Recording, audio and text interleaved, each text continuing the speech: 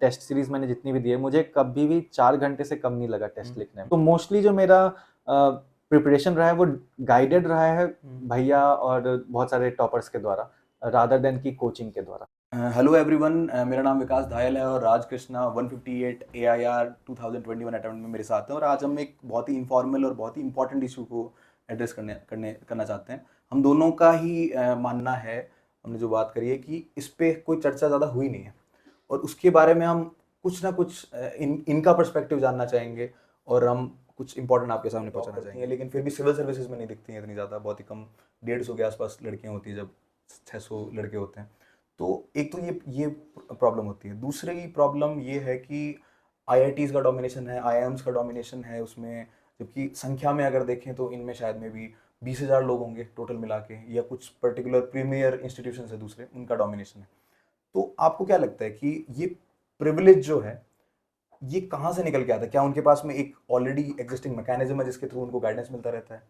किस तरह से ये होता है? आप IIT गुवाहाटी से पढ़े थे, आपके पास वो प्रिविलेज था, you including both of us are men, so वो भी एक हमारे पास प्रिविलेज है। उस प्रिविलेज को हम लोग डिस्कस करते हैं, तो किस तरह से आप इसको समझते हैं? सबसे फर्स्ट एंड फॉरमोस्ट जो मुझे लगता है मेरे लिए प्रिविलेज था, वो IIT गुवाहाटी से भी ज़्यादा मेरे पेरेंट्स का सपोर्ट था। देवर फ्री कि तुम्हें चाहे 3 साल लगे, 4 साल लगे, तुम बेरोजगार बैठे हो, हम तुम्हें पैसे देंगे।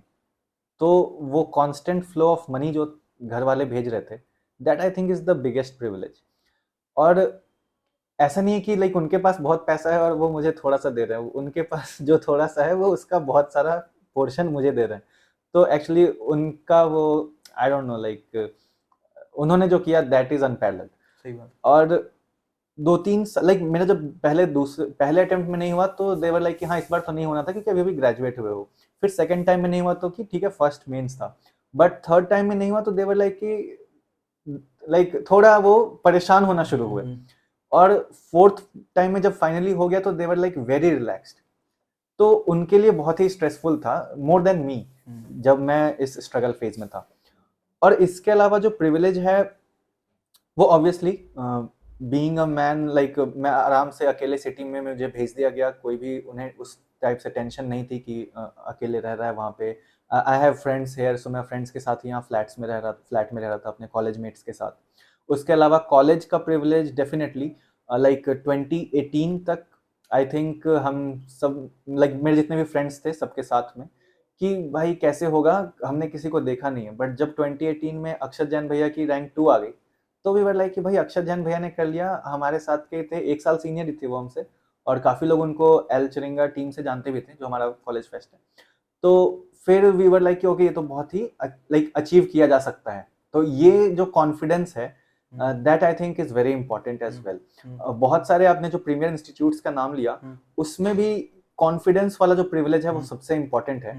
क्योंकि कभी भी लाइफ में जब लो हिट करते हैं तो एक वो जो फाइटिंग स्पिरिट रहती है कि हाँ मैं तो IITian हूँ, मैं कर सकता हूँ। भले ही वो ट्रू नहीं है, उसमें कोई सब्सटेंस नहीं है, IITian होना इज नथिंग, आपने बस एक 12th क्लास में एग्जाम पास किया। बट वो एक जो जब आप लो हो, एकदम कुछ नहीं आपको दिख रहा है, तब आप वो अपने आप से कह रहे हो और पढ़ने बैठ रहे हो, that I think is the greatest privilege जो कि सारे प्रीमियर इंस्टीट्यूट्स में होते हैं। तो वो बेसिकली एक तरह से उनका अचीवमेंट, उनका कॉन्फिडेंस बन जाता है। एक राज, जो एक कॉन्फिडेंस जरूर ये इंस्टीट्यूशंस देते हैं आपको कि कहीं ना कहीं आपके पास में एक सोशल सर्कल होता है। अगर आप नहीं भी फाइनेंशियली कर पा रहे हो तो जरूर आपके दोस्त होंगे जो आपको बोल देंगे कि कोई नहीं यार, मैं सपोर्ट कर दूंगा, जॉब दिलवा दूंगा, ये कर दूंगा। एक तो वो चीज़ रहती है। दूसरी चीज़ एक कॉन्फिडेंस रहता है कि यार मतलब इस नाम से मैं जुड़ा हुआ हूँ तो मैं कुछ ना कुछ कर लूंगा। तीसरी चीज़, उस जगह जाने के बाद में भी पेरेंट्स को भी कॉन्फिडेंस आ जाता है तुम में कि अच्छा हम तुम्हें भेज सकते हैं कहीं पे, डिस्पाइट कि हमारे पास इतने रिसोर्सेज नहीं है, फिर भी हम मेजर चंक उसका दे देंगे कि because we believe in you. लेकिन इसके अलावा एक प्रिविलेज होता है जो मतलब आपके पास एक्सेस है उन लोगों का जो आपको एग्जैक्टली बता दें कि ऐसे ऐसे करना है।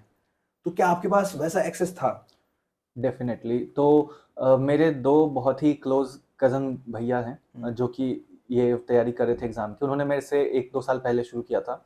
तो उन्होंने मुझे थ्रू आउट द जर्नी एक एक स्टेप पे गाइड किया। मैं हर दिन ऑलमोस्ट आपका नाम, उनका नाम भी आप लें तो बढ़िया। मुझे मैंने उनसे पूछा नहीं है तो आई डोंट नो, बट हाँ, तो मैं उन 2 भैया को तो बहुत ज़्यादा ग्रेटफुल हूँ।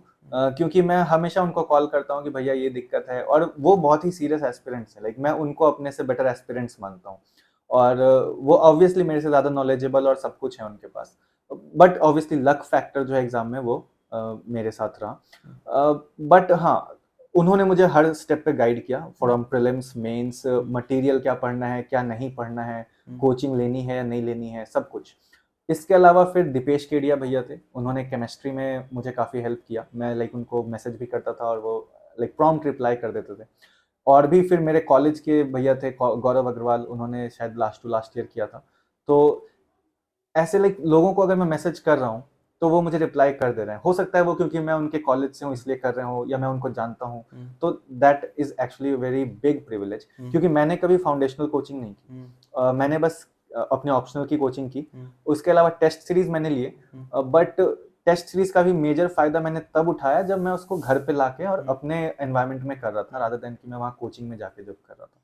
तो मोस्टली जो मेरा प्रिपरेशन रहा है वो गाइडेड रहा है भैया और बहुत सारे टॉपर्स के द्वारा, रादर देन की कोचिंग के द्वारा।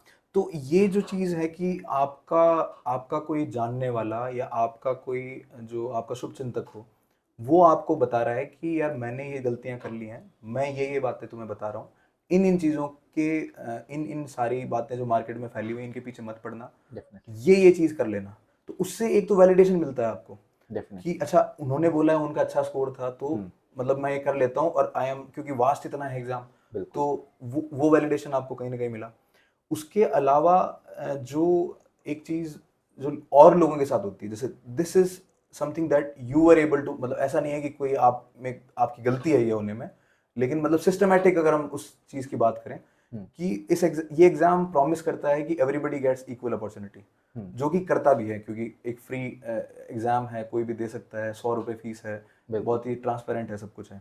लेकिन उसके बावजूद बहुत सारे ऐसे लोग हैं जो कि शायद गांव में इंडिया रहता है आधा, या फिर क्योंकि अभी अपना ग्रेजुएशन रेट भी बहुत ज़्यादा है, 26% पहुंच गया है, लड़कियां तो लड़कों से भी ज़्यादा ग्रेजुएशन कर रही हैं, उन लोगों के पास में कोई होता नहीं है, मतलब वो यूट्यूब पे देख लेते होंगे मे बी, लेकिन कोई होता नहीं है कि जब वो पढ़ रहे हैं तो वो मार्केट से गाइडेड होते हैं। तो मार्केट कई बार जब जब जब जो वीडियोस मार्केट में आ रहे हैं, जो यूट्यूब पे लोग बोल रहे हैं, वो हो सकता है कई बार सही बोल रहे हैं या नहीं बोल रहे हो, हाँ, तो वो कहीं ना कहीं उसमें ये होता है कि फाउंडेशन कोर्स तो करना ही पड़ेगा, आपने नहीं किया, शायद आपने इसलिए नहीं किया होगा कि आपके किसी सीनियर ने गाइड आपको बोला होगा कि नहीं जरूरत है तुम्हें, तुम कर लोगे, जबकि उनके साथ में एक डर हो जाता है कि मार्केट में एक फियर क्रिएट हो जाता है कि भाई इनको तो करना ही पड़ेगा। उसके बारे में आपका क्या कहना है, जो लोग प्रिविलेज नहीं एक्सेस कर पाते ड्यू टू सम रीजंस, जो कर रहे हैं उनकी भी गलती नहीं है, बट स्टिल ये तो लाइक यूपीएससी का जो एग्ज़ाम है, वो जो मार्केट में चीज़ें हैं वो बहुत ही मोमेंटरली आपको गाइडेंस देती हैं, बट ये एग्ज़ाम ऐसा है कि इसमें आपको कम से कम 2 से 3 या 4 साल लगेंगे, तो वो लॉन्ग टर्म तक कोई भी आपको गाइड नहीं कर रहा। अगर आप फाउंडेशनल कोचिंग भी ले रहे हैं तो पहले साल ले रहे हैं जिस साल आपका प्री भी नहीं निकलने वाला है, और उसके बाद उनका जो पढ़ाया हुआ है वो केवल स्टैटिक पोर्शन में काम आएगा, डायनेमिक तो पूरा चेंज हो जाएगा।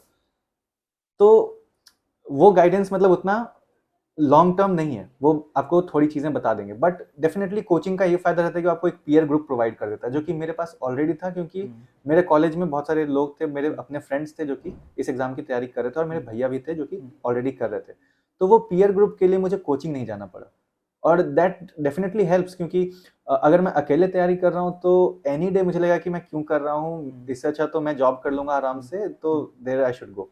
और बट अगर आपके साथ लोग कर रहे हैं, वो भी आपका बात ही यही हो रहा है चाय पे भी कि भाई आज का पेपर देखा, ये सब इम्पोर्टेंट बात थी, इसके देख लेना, और ये फिर आपके एग्जाम में भी आ रहा है। तो एक्चुअली जो ब्लू एलईडी वाला सवाल भी था वो भी मुझे किसी फ्रेंड ने पहले बताया था, हम लोग डिस्कस कर रहे थे, तो फिर जाके वो एग्जाम में आया तो मैं उसको काफी अच्छे से टैकल कर पाया। तो these things definitely help, but या लाइक कोचिंग ने ऐसा भी बना रखा है, लाइक जो मुझे एक मेन प्रॉब्लम दिखती है पूरे यूपीएससी प्रिपरेशन में, कि बहुत से टॉपर्स जीएस के टॉक्स देते हैं कि जीएस में ऐसे करना है, ये करना है, वो करना है, but actually main exam GS का है भी नहीं, मेन एग्जाम ऑप्शनल का है। अगर आप ऑप्शनल में अच्छा मार्क्स नहीं इंश्योर कर रहे हो, लाइक मेरा जीएस में बहुत अच्छा था, but that is more favoured by luck, ठीक है, लाइक अगर, और मेरे ऑप्शनल में बहुत बुरे मार्क्स थे, तो आपको ऑप्शनल से अपनी तैयारी शुरू करनी चाहिए। मैंने भी अपनी तैयारी लक्ष्मीकांत और स्पेक्ट्रम से की, और मैं मोर और less through out the journey वही बुक्स पढ़ता रहा, जीएस पढ़ता रहा, और ऑप्शनल मैंने हमेशा प्रीलिम्स और मेंस के बीच में पढ़ा है, अपार्ट फ्रॉम जो कोचिंग मैंने की। तो ये भी एक गलत अप्रोच है, क्योंकि आपका जब तक ऑप्शनल नहीं प्रिपेयर्ड है तब तक आप ये एग्जाम निकाल ही नहीं सकते हो। और ये मुझे 2019 मेंस में पता चला कि अरे मेरे को ऑप्शनल तो आता ही नहीं है, मैं 200 मार्क्स भी नहीं अटेम्प्ट, लाइक 200 मार्क्स भी नहीं आएंगे मेरे, और जब तक 200 मार्क्स भी नहीं आएंगे तब तक कोई पॉइंट नहीं है। और ऑप्शनल का प्रिपरेशन पे जो एम्फोसिस है, लाइक जितना ज़रूरी है, वो मिसिंग है मुझे लगता है मार्केट से। तो आपने आपने जो ये बात बोली कि ऑप्शनल, क्योंकि ऑप्शनल की कोई भी आप कोचिंग देखेंगे तो वो 40,000 से लेके 60,000 रुपए तक की मार्केट में मिलती है। हाँ, जीएस की कोचिंग अगर इंग्लिश मीडियम की बात करें, सिमिलर अगर हम हिंदी मीडियम में उसको या किसी और रीजनल मीडियम में कन्वर्ट कर लें तो, और जबकि जीएस की जो कोचिंग्स हैं वो मेरे ख्याल से 1.5 लाख रुपए के आसपास चली जाती हैं आजकल, हाँ, एक साल की। हाँ, तो obviously GS is more profitable, while हाँ, जीएस definitely, तो खुद से पढ़ा जा सकता है, definitely। मतलब काफी ज्यादा अच्छे से पढ़ा जा सकता है, ऑलरेडी बहुत ही ज्यादा लोगों ने बता रखा है कि ये सोर्सेज है। मुझे तो लगता शायद है वो कि मोटिवेट करता है कि जो जीएस लोग क्लियर करते हैं वो लोग मोस्टली जीएस खुद से ही पढ़ते हैं, लाइक या एट द एंड जो एग्जाम में काम आता है वो उनका खुद का एफर्ट ही काम आता है, रादर देन कि जो उनको प्रोवाइड किया गया हो। और ऑप्शनल में डेफिनेटली हाँ, ये हो सकता है जो प्राइस डिफरेंस है, और प्रॉफिटेबिलिटी ऑब्वियसली जीएस में भीड़ आती है, ऑप्शनल में आपके पास बस सेलेक्टेड कैंडिडेट्स आएंगे जिनका वो ऑप्शनल में ऑप्शनल वही है। आते हैं ज्यादातर लोग, एक तो कि जो लोग मेंस लिख रहे हैं, या और जीएस में तो सभी आते हैं क्योंकि उनको प्रीलिम्स भी करना है। प्रीलिम्स तो 10 लाख लोग देते हैं या 5 लाख लोग देते हैं, डेफिनेटली, तो मे बी मार्केट उस तरह से उसको कहीं ना कहीं फोकस कर देता है। डेफिनेटली। एक आपके आपके साथ में जैसे जो एक इम्पॉर्टेंट चीज थी कि एक जो जो कंप्लीट आपके जो मेंटोर्स थे, जैसे आपने बताया कि 2-3 लोग हैं जिन्होंने, तो डेफिनेटली, तो उन उन लोगों ने आपको, जैसे हम लोग अभी यही चीज करने की जो कोशिश कर रहे हैं अपने प्रोग्राम में, कि जो एक्सपीरियंस्ड इंसान है, क्योंकि वो भी लोग परेशान है, जैसे आपने बोला आपका चौथा अटेम्प्ट था, तो आप भी थोड़े से परेशान थे कि यार मैं तैयारी करूं, जॉब ढूंढ लूं, क्या करूं। डेफिनेटली, तो आपके पास एक्सपीरियंस था उस पूरे एग्जाम का, लेकिन you could not basically convert into A job, या है ना, जबकि वो सेम गाइडेंस उन सब लोगों को चाहिए था जो फर्स्ट अटेम्प्ट सेकंड अटेम्प्ट में जो 1.5 लाख रुपए वहां पे देने के लिए तैयार थे। मे बी वो ही पैसे, वो अगर उस आपका क्लियर हो गया लेकिन बहुतों का नहीं भी हुआ, तो वो सेम जो अमाउंट था वो मे बी किसी ऐसे इंसान को वो डिजिटली प्रोवाइड करवा पाते, और वो बहुत ही मिनिमम होता जिससे वो पूरा गाइड भी हो पाता, जैसे आपके भैया लोगों ने आपके साथ किया। लेकिन बिना रिलेशन, आपकी पर्सनल रिलेशन के अलावा लोग नहीं कर पाते हैं। बिल्कुल। तो आप इस विजन के बारे में क्या सोचते हैं कि when you connect the experience with the novice, with so that you can decrease the amount of money, the middle class savings that go into this exam? Like या बेसिकली एक मेंटरशिप प्रोग्राम, कि आपको एक mentor मिल जाएगा, आप उसको कुछ small chunk of money देंगे।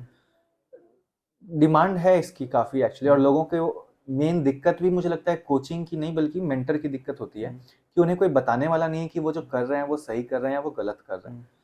और इनफैक्ट कई सारे ऐसे मोड़ आते हैं इस पूरे जर्नी में जब हमें कुछ भी पता नहीं चलता है कि हम क्या करें।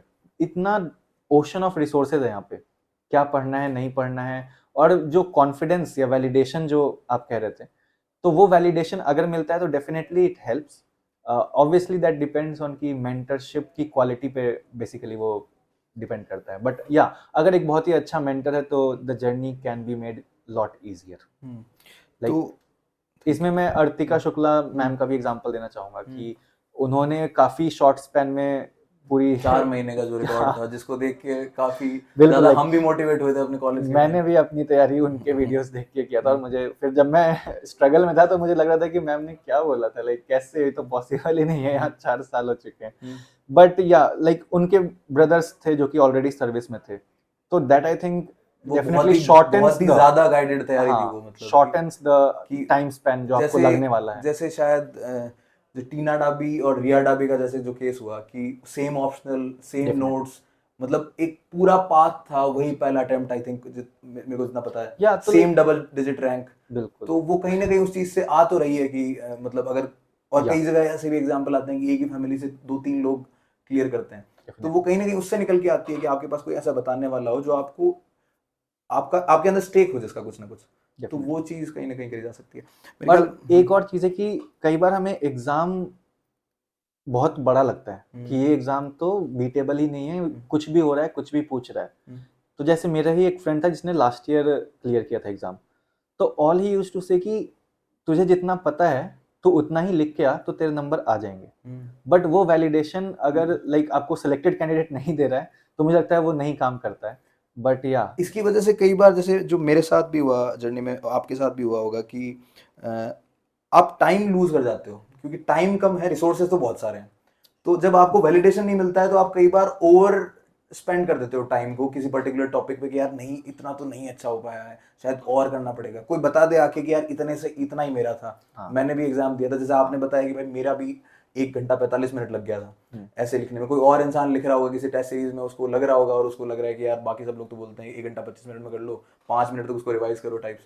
हाँ। तो वो चीज कहीं ना कहीं टाइम डेफिनेटली टाइम बचा देती है। डेफिनेटली। और लाइक आपको एग्जाम फिर थोड़ा रियल लगता है, आपको लगता है कि अच्छा इन्होंने इनके साथ भी सेम चीजें थी तो मैं भी उसको कर सकता हूँ। लाइक मैंने जितने भी टेस्ट दिए हैं, टेस्ट सीरीज मैंने जितनी भी दी है, मुझे कभी भी 4 घंटे से कम नहीं लगा टेस्ट लिखने में। तो दैट इज रियलिज्म यार, मतलब कि ऐसा हो रहा है बहुत सारे लोगों के साथ में। मेरे लेकिन क्या होता है कि जो टॉपर्स कई बार ऐसा भी होता है कि मतलब हम वही बातें बोलते हैं जो अच्छी अच्छी होती है हमारे बारे में, और मे बी पता नहीं जिस तरह से वो टॉक ऑर्गेनाइज करी जाती है उसमें भी वो रीजन रहता होगा। हाँ। लेकिन जैसे आप भी 4 घंटे में, बहुत सारे लोग लिखते हैं 4 घंटे में, सबको डर लगता है कि यार 4 घंटा मेरा बेस्ट है हाँ टेस्ट सीरीज में। हाँ क्योंकि वो like I don't know, like वो मन ही नहीं बन पाता है कि हाँ तुरंत तुरंत लिखना है। लाइक सोचने लगते हैं कि अच्छा ये क्वेश्चन है, इसमें क्या पता है, चलो लिखते हैं। और जबकि एग्जाम हॉल में सारे पेपर्स कंप्लीट हुए हैं और वो बहुत बड़ा चैलेंज रहता है इन इटसेल्फ, बट वो exam pressure I think help करता है। लेकिन at the same time I would say कि कुछ लोग ऐसे भी हैं जो 3 घंटे में भी करते हैं। डेफिनेटली आप जैसे भी लोग हैं, डेफिनेटली दूसरे तरह के भी लोग हैं। तो Definitely. मेरे ख्याल से एक जो पॉइंट हम लोग बोल सकते हैं कि आप किसी भी कैटेगरी में लाई करते हो, अगर आप कंसिस्टेंटली उस चीज में, अगर आपको बिलीफ है कि अच्छा ठीक है मैं इंप्रूव करूंगा करूंगा करूंगी, तो डेफिनेटली। आप शायद उसको क्रॉस भी कर जाओगे। और ऐसा नहीं होना चाहिए कि आपके टेस्ट 4 घंटे में हो रहे हो तो आप डिमोटिवेट हो जाएं और आप अंडर कॉन्फिडेंट हो जाएं कि यार मेरा तो होगा ही नहीं, मेरे से लिखाया ही नहीं जाएगा, मैं वहां भी 4 घंटे में ही लिखूंगा। ये सेंस नहीं आना चाहिए। अगर आप जैसे अगर लोगों को भी पता चलेगा कि मैं भी ऐसा करता था तो हो सकता है वो थोड़ा कॉन्फिडेंट फील करें कि अच्छा ठीक है एग्जाम प्रेशर कुछ होता है। और दो डेफिनेटली तरह से फील करेंगे। एक लोग तो ऐसे होंगे कि चलो 4 घंटे में लिख रहा हूँ, कोई दिक्कत नहीं है, अभी चलिए वो ऐसे ही। गलत है। हाँ, तो एक वो है कि जो कहेंगे कि अच्छा ठीक है, मतलब इतना भी खराब नहीं हाँ गया। डेफिनेटली। और डीमोटिवेशन जो आपने बात करी कि डीमोटिवेशन बहुत इंपॉर्टेंट रोल प्ले करता है। इस एग्जाम में बहुत बार डीमोटिवेट होते हो आप, कहीं भी डीमोटिवेट हो जाते हो और उसके चक्कर में टाइम चला जाता है। डीमोटिवेट होने के बाद आपका हफ्ता चला गया, आपको पता नहीं चलता है, आपने टेस्ट नहीं लिखा जो लिखना था, आपने जो रिवीजन करना था वो नहीं किया, उसके बाद पाइल अप होने लग गया और वो डीमोटिवेशन का एक रैबिट होल बन गया। बिल्कुल। तो वो भी कहीं ना कहीं आपके पास एक सपोर्ट हो, हाँ तो उसके बारे में मतलब हम बात कर हाँ, सकते हैं। डिमोटिवेशन से लड़ने के लिए बेसिकली अगर आप एक मेंटर एक फ्रेंड है तो it helps a lot. Family support है। फैमिली सपोर्ट है तो बहुत हेल्प होती है, क्योंकि वो बता देते हैं कि ठीक है अभी तुमने इतना वेस्ट किया, कोई बात नहीं, अभी से भी करोगे तो भी हो जाएगा। तो वो अच्छा फील होता है। तो मेरे ख्याल में हमने काफ़ी कुछ जो यूपीएससी का प्रिविलेज है, जिसमें कई बार क्योंकि कुछ ही जगहों के लोग सेलेक्ट होते हैं और ये कहीं जा नहीं सकता ये प्रिविलेज, मतलब दिस विल स्टे। ये रिड्यूस किया जा सकता है इनइक्वालिटी इंडेक्स में, जो इंडिया की रैंक है, या जो हम बोल सकते हैं कि एक इंडिया और भारत के बीच की जो एक डिफरेंस है, या फिर ये डिफरेंसेस कहीं ना कहीं रहेंगे, मे बी इनको कम किया जा सकता है, आर्टिकल 39 जैसे बोलता है।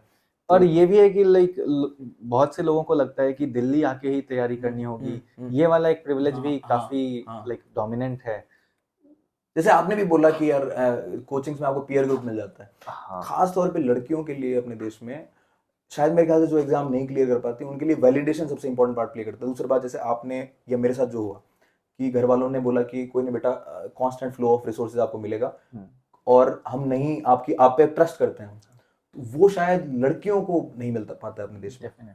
और वो नहीं, फिर यहाँ पे आके ना उनको पीयर ग्रुप मिलता है। बहुत सारे अलग अलग देश के कोनों से जो लड़कियां शायद मेरे ख्याल से फेसबुक ये टेलीग्राम ग्रुप्स के थ्रू एक्सेस कर रही हैं रिसोर्सेज को, तो उनको नहीं मिल पाता है। और शायद उसी का रीजन है कि उनका सिलेक्शन रेट कम है, जबकि ऐसा नहीं है कि वो टैलेंटेड नहीं है, कि वो हर बोर्ड एग्जाम में टॉप कर रही हैं। बिल्कुल। लाइक मेरे क्लास में भी लड़कियां ही टॉपर्स थी, मैं कोशिश करता था टॉप करने की, बट नहीं कर पाता था।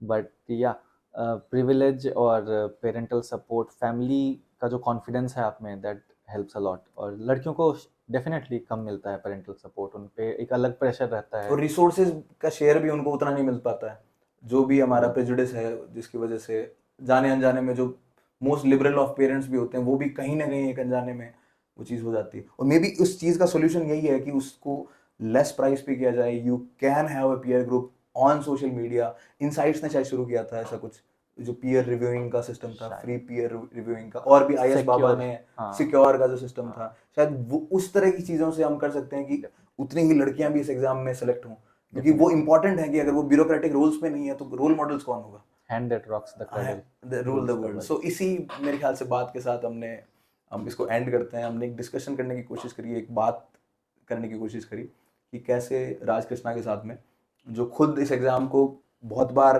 फेल करके पास कर गए, तो कैसा लगा आपको ये डिस्कशन? इसके बारे में कोई विचार हो आपके तो यूट्यूब कमेंट्स में, राज कृष्णा के टेलीग्राम चैनल का लिंक भी इसके नीचे हम डालेंगे। ये भी बहुत सारी बातें अच्छी अच्छी बताते हैं आपको। और thank you so much. I am Vikas धायल, this is CSC topper with Raj Krishna. Thank you भाई, थैंक यू एवरीवन।